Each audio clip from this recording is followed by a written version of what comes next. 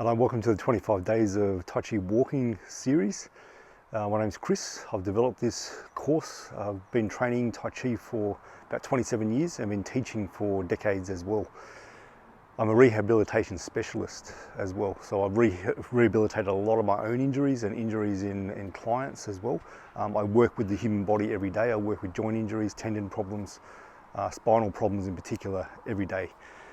So I have a lot of insight into what works, what doesn't, what needs to happen for the body to stay well and stay strong.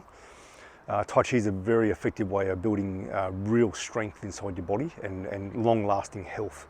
So to build fitness in your body and build that everlasting strength, it needs to be built on a robust health first. So where Tai Chi is the first road you go, is health road first. Then gradually as you're able to practice more, you get the skill of what you're trying to do. What we're aiming to do, the concepts are embodied in your body, then you can load it more, spend more time on it, and it just develops more and more out of your body. And Tai Chi is one thing that keeps opening your body year after year. How the body moves and is best moved is called biomechanics. It's biomechanical principles placed on the human being. So there's known what needs to happen in terms of joint relative motion, joint to joint relative motion. It's known what should be happening. And when something's not happening, then another joint has to take extra load. So a big part of Tai Chi training is called load sharing. So after a while you feel in your practice like the whole body's engaged. There's not one part of the body that isn't involved in the motion. And that term is called biotensegrity.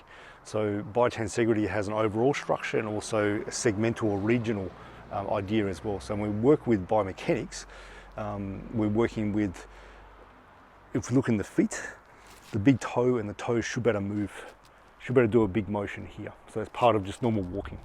It's a toe off principle. If you're really restricted in your big toe or there's pain there, it affects how your hips moving. You get short hip flexor, you get a shorter stride length on one side.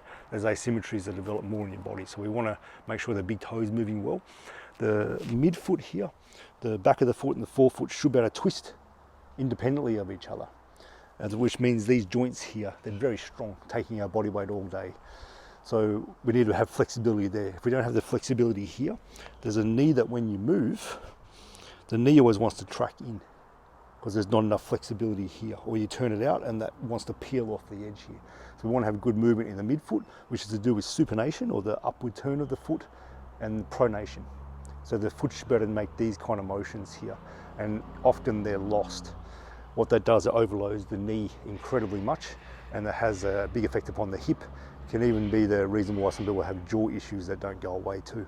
So the whole body is linked, everything is linked up. The knee should be able to bend and straighten fully.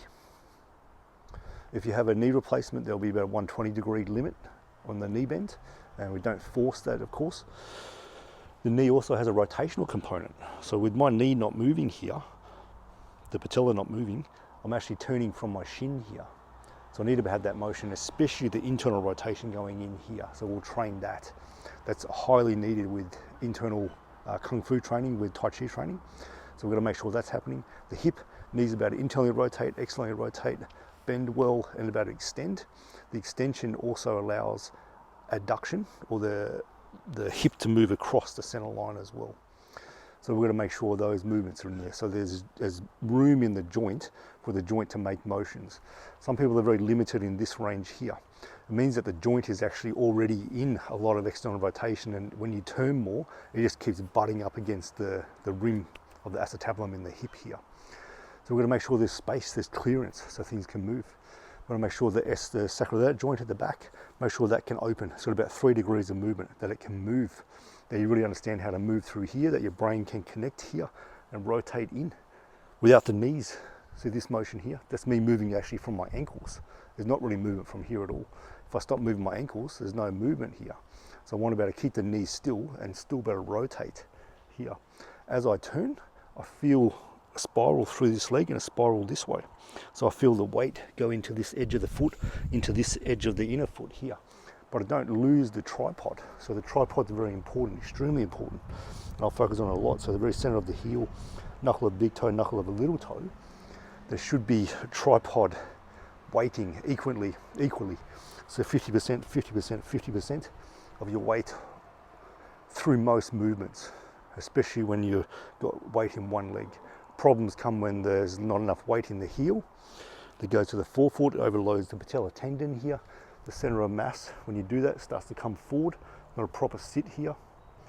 So even the dantian can't form properly. So actually the body creates tension, can't breathe properly because the respiratory diaphragm going through here, that looks like a dome, and the pelvic diaphragms that look like domes this way, like a trampoline almost, they actually start becoming where they're not facing each other. So breathing doesn't happen effectively. People get very tight in the rhomboids when that happens, or tight in the neck. So as the center of mass starts to come back through the exercises and the Tai Chi itself, those diaphragms face each other. The ribs are in a better position in relation to the pelvis. The body can sink properly. It takes load out of areas that always have constant load. So we're working with these things every day of the 25 days. So you got to build a really big skill set. These are prehab exercises. They're exercises you do before you get injured. So it's knowing what biomechanics should be happening. So let's train that, make sure it's happening. And then when we do the Tai Chi movement, which is actually Tai Chi walking, it's actually quite a complex movement. Walking, just normal walking, is quite a complex movement. All rehab exercises are based off the gait cycle, things that should be happening through the different phases of the gait cycle. And then when we add arms to Tai Chi walking, that's even more complex. Okay, so Tai Chi is quite complex in terms of the biomechanics needed. Conceptually can be quite simple but profound. Rehab exercises really pulling what's this part of the body should be doing, make sure it's doing it. What's this part do? Make sure that's doing it, make sure they're working together. So that when you do your Tai Chi exercise, like, oh, that's good. I feel that connection. I feel more connected to my feet than ever. My feet can move more. My body feels more alive because the nervous system's more activated, but calmly activated. So all the best with this series.